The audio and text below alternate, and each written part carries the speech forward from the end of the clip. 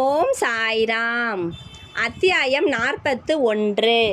கந்தல் துணி திருட்டும் ஞானேஸ்வரி பாராயணமும். டாகானுவின் மம்லாதார் பிவி தேவ் என்பவர் நெடுநாளாக ஞானேஸ்வரியை புகழ்பெற்ற மராத்திய மற்ற நூல்களுடன் பயில வேண்டுமென்று ஆர்வம் கொண்டிருந்தார். தினந்தோறும் அவருக்கு பகவத்கீதையின் ஒரு அத்தியாயத்தையும் மற்ற புத்தகங்களின் சில பகுதிகளையும் படிக்க இயன்றது. ஆனால் ஞானேஸ்வரியை கையில் எடுத்தவுடன் ஏதாவது ஒரு தடை ஏற்பட்டு அதை படிக்க முடியவில்லை. 3 மாத விடுமுறையில் ஷீரடிக்கு சென்று பின்னர் பவுண்டில் உள்ள தனது சொந்த வீட்டிற்கு சென்றார். அங்கு அவர் மற்ற புத்தகங்களை படிக்க முடிந்தது.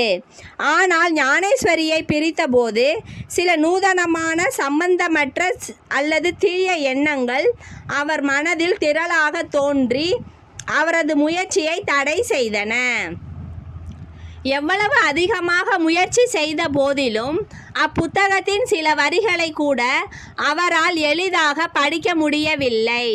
எனவே பாபா அப்புத்தகத்தின் மீது தனக்கு அன்பு ஏற்படும்படி செய்து படிக்க கட்டளை இடும்போதுதான் தாம் அதை பயில ஆரம்பிக்க வேண்டும் என்றும் அதுவரை அதை படிக்கக்கூடாது என்றும் தீர்மானித்தார். பின்னர் சிறிது நாட்களுக்கு பின் குடும்பத்துடன் ஷீரடிக்கு சென்றார். அங்கு ஜோக் அவரை தினந்தோறும் ஞானேஸ்வரி படிக்கிறாரா என்று கேட்டார். தேவ் தாம் அதை பயில்வதற்கு ஆர்வம் உள்ளவராக இருப்பினும் அதில் வெற்றி பெற இயலவில்லை என்றும் பாபா அவருக்கு கட்டளை இடும்போதுதான் அதை படிக்க ஆரம்பிக்க போவதாகவும் கூறினார். அப்புத்தகத்தின் பிரதி ஒன்றை எடுத்து சென்று அதை பாபாவுக்கு அளித்து அவரால் புனிதமாக்கப்பட்டு திருப்பி அளிக்கப்படும் போது அதை படிக்கலாம் என்று ஜோக் அறிவுரை கூறினார். பாபா அவரது உள்ளத்தை அறிந்தவர் ஆதலால் இந்த மாதிரி செய்ய தாம் விரும்பவில்லை என்று தேவ் பதிலளித்தார். அவரது ஆவலை சாயி அறிய மாட்டாரா? அதை படிக்க சொல்லி தெளிவான உத்தரவை அவராகவே கொடுக்க மாட்டாரா? பின்னர் தேவ் பாபாவை பார்த்து 1 ரூபாய் தட்சிணையாக கொடுத்தார். பாபா 20 ரூபாய் கேட்டார். தேவ் கொடுத்தார். இரவில் அவர் பாலாக்ராம் என்பவரை பார்த்து அவர் எவ்வாறு பாபாவின் அன்பையும் பக்தியையும் பெற்றார் என்று விசாரித்தார். பாலாக்ராம் தாம் எல்லாவற்றையும் அடுத்த நாள் ஆரத்திக்கு பின் தெரிவிப்பதாக கூறினார். தேவ் அடுத்த நாள் தரிசனத்திற்காக சென்றிருந்த போது பாபா அவரை 20 ரூபாய் கேட்டார்.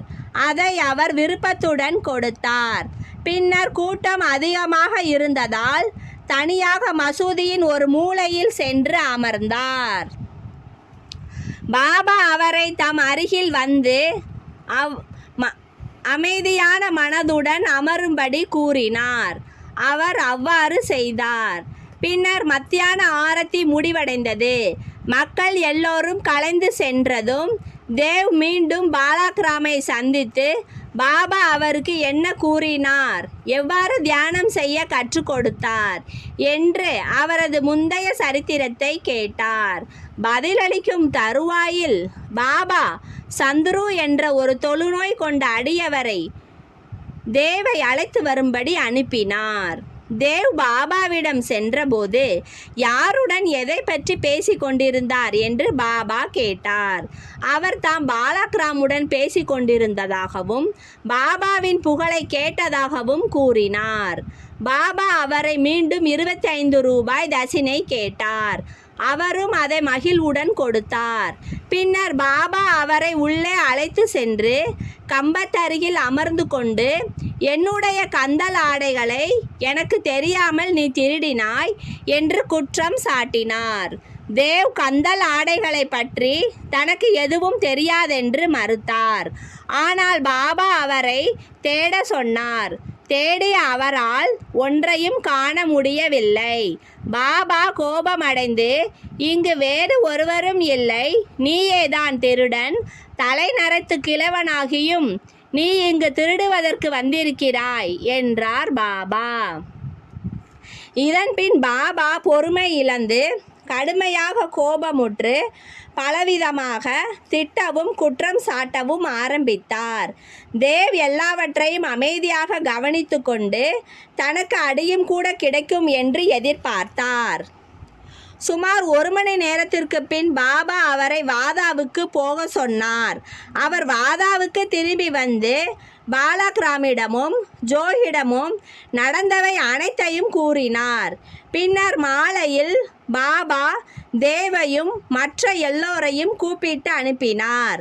தமது வார்த்தைகள் கிழவரை துன்புறுத்தி இருக்கலாம் என்றும், ஆயினும் அவர் திருடி இருப்பதால் தம்மால் வெளியே சொல்லாமல் இருக்க முடியவில்லை என்றும் கூறினார்.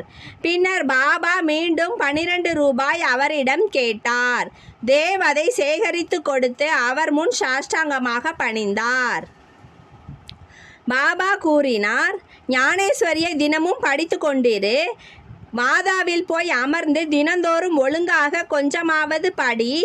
அவ்வாறு படிக்கையில் நீ படித்த பகுதியை அனைவருக்கும் அன்புடனும் பக்தியுடனும் விளக்கி சொல். நான் இங்கு உனக்கு தங்க சரிகை போட்ட மதிப்புமிக்க சால்வை அளிப்பதற்கு காத்து கொண்டிருக்கிறேன். அப்படி இருக்க மற்றவர்களிடம் நீ ஏன் கந்தலை திருடுகிறாய்? ஏன் திருட்டு பழக்கத்தை ஏற்படுத்தி கொள்கிறாய்? பாபாவின் மொழிகளை கேட்டு தேவ் மிகவும் மகிழ்ச்சி அடைந்தார். ஏனெனில் அவர் ஞானேஸ்வரியை படிக்க சொல்லிவிட்டார். தாம் விரும்பியதை பெற்றுவிட்டதாக அவர் நினைத்தார். இனி அந்நூலை எளிதில் படிக்கலாம் என்று நம்பிக்கை கொண்டார். மீண்டும் அவர் சாஷ்டாங்கமாக விழுந்து வணங்கி தாம் பாபாவிடம் சரணாகதி அடைந்திருப்பதாக கூறி தம்மை ஒரு குழந்தையைப் போல் பாவிக்குமாறும் தனது பாராயணத்தின் போது உதவி செய்யுமாறும் வேண்டிக் கொண்டார். கந்தலை திருடுவது என்று பாபா கூறியதன் பொருளை அவர் அப்போது உணர்ந்தார்.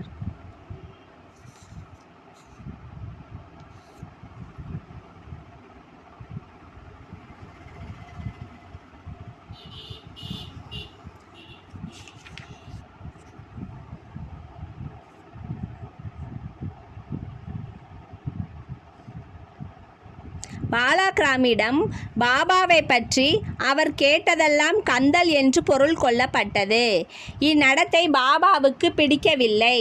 எக்கேள்விக்கும் பாபா தாமே விடையளிக்க தயாராயிருக்கும்போது மற்றவர்களை கேட்பதையும் அனாவசியமாக பிறரிடம் விசாரிப்பதையும் அவர் விரும்பவில்லை. எனவே பாபா அவரை திட்டி தண்டனைக்குள்ளாக்கினார். உண்மையில் பாபா அவரை துன்புறுத்தவோ திட்டவோ இல்லை என்றும், பாபா தமது ஆசைகளை பூர்த்தி செய்ய ஆவலாயிருக்கும்போது வீணாக மற்றவர்களை கேட்டு தெரிவது பயனில்லை என தனக்கு போதித்ததாகவும் நினைத்தார். தேவ் இத்திட்டல்களை எல்லாம் புஷ்பங்களாகவும் ஆசீர்வாதமாகவும் கருதி திருப்தியுடனும் மனநிறைவுடனும் வீட்டுக்கு சென்றார். இவ்விஷயம் இத்துடன் முடிவடைந்து விடவில்லை. பாபா படிப்பதற்கு உத்தரவு செய்ததோடு மட்டும் நின்று விடவில்லை. அந்த வருடத்திற்குள் அவர் தேவிடம் சென்று அவரின் முன்னேற்றத்தை பற்றி கேட்டார். 1914 ஏப்ரல் 2ஆம் தேதி வியாழக்கிழமை காலை பாபா அவருக்கு தெய்வீக காட்சி ஒன்றை அளித்தார். மேல் திண்ணையில் அமர்ந்து கொண்டு தேவ் போதியை புரிந்து கொண்டாரா என்று கேட்டார். தேவ் இல்லை என்றார். பாபா பின் எப்போது நீ புரிந்து கொள்ளப் போகிறாய் என்றார் பாபா. படிக்கும்போது துரிதமாக படி, எனது சந்நிதானத்தில் என் முன் படி என்றார் பாபா. எதை நான் படிக்க வேண்டும் என்று கேட்டார் தேவ்.